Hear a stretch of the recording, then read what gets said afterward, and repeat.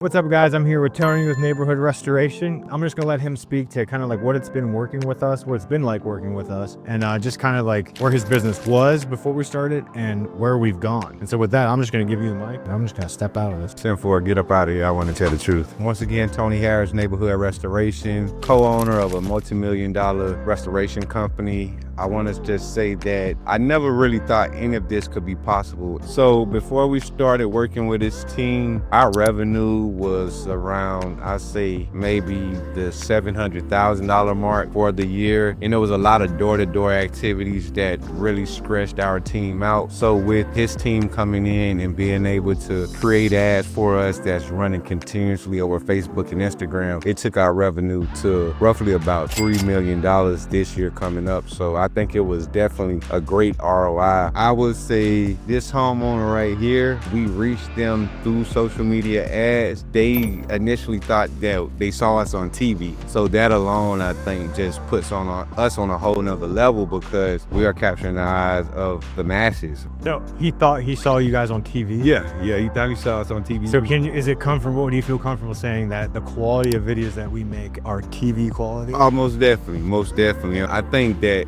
the call to actions that we put out are all high quality, television driven in a sense. And it's not just something that someone's putting together in their backyard. This is really experienced content that we create, and people see that and it puts a major effect on the way we're perceived in our business alone. That's awesome. Yes. I don't think I have much else to ask. I appreciate you. Most definitely. Thank you, That's sir. great. Only thing I will say once again, if you are on the fence and thinking about really taking your business to the next level, remember delegation is the key and scaling up is the key. And if you need delegation when it comes to marketing and someone experienced, give these folks a try. I'm telling you, they're my #1 alibi. I was with Brandon and I'm gone. That's all I got.